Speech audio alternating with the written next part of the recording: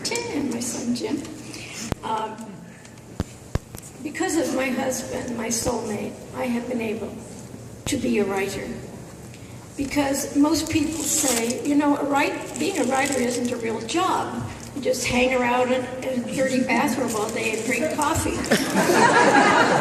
But he is the one that has supported me, really.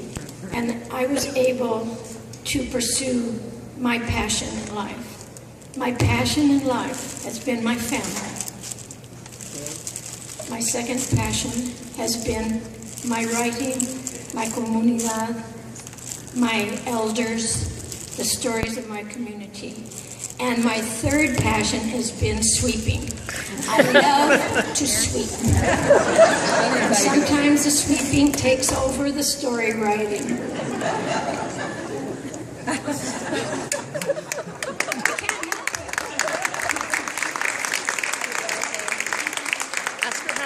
She's broken. Gabriela Pincus Estes wrote a book, Woman Who Ran with the Wolves. And in it she tells a story. A woman had a dream, and in the dream she is standing on the shoulders of an old woman. And she feels the old woman pat her foot. And she looks down and she says to the viejita, and by the way, I am the viejita in this group, the abuelita. And no, I do not have any openings for babysitting on my dance card.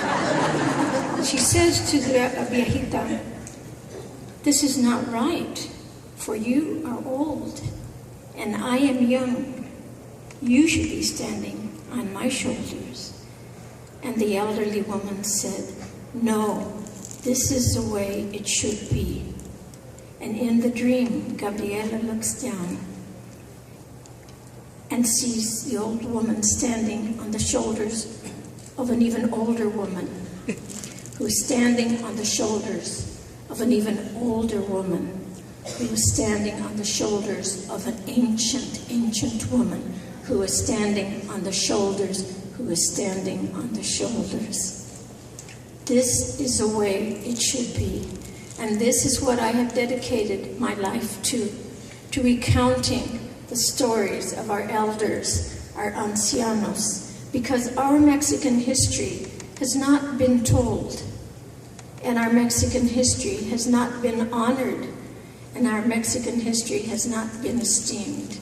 And that has been my passion, whether through my fiction or my oral histories. We have a dicho in Spanish, el que vive en la memoria nunca muere. He who lives in our memory never dies. And we have that obligación and that commitment to tell the stories of our ancianos, to honor our culture, to love our traditions and our language, to pass on the good word. My grandmother, Silvianita López Preciado, came as a young woman with several children from the state of Jalisco, Mexico, El Rancho Capulín. I have been there. I saw the adobe house that they had built and the stone vats where my grandfather cured hides. I saw wild horses running across the wild fields of safflower and the stone walls that he had built. Her life was hard. She was not happy. She lived in a mining town where there was a great deal of discrimination. She had 14 children, only 8 of whom survived to adulthood. She could not read or write. My mother's mother, Mercedes Rascón Romero, was from a small town in Chihuahua called Guerrero, Chihuahua. She was rumored to be the most beautiful woman in the valley. My sister takes after her. I was always number 2, so I had to try harder. ¿Qué te les puedo decir? She came also as a young bride to the mining town of Clifton. I never knew her, She died when she was 48 years old.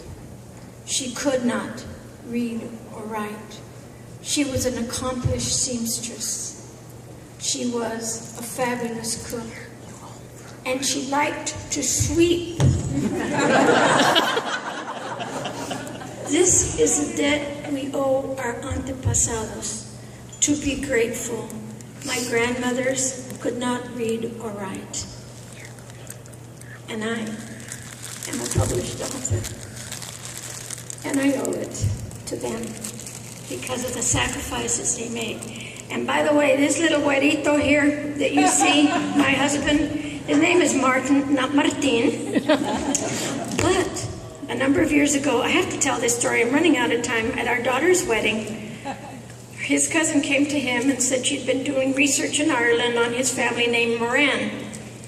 Oh, she says, and I have something very interesting to tell you. And he said, what? Well, she says, I went to the monastery. She said, and I asked the, what do they call them, brothers or their hermanos, their whatever he was, a priest, about, our family name. She was doing all this genealogical research. She says, the name Moran is not Irish. She says, it's Spanish. It's Moran. And Jim comes up to me and tells me this story. You never get what Nancy told me. Gailey told me. And she said, the name Moran in Ireland comes from the Spanish Armada, the ones that were shipwrecked there 5 centuries ago. And I said to him, I always knew you were a Chicano.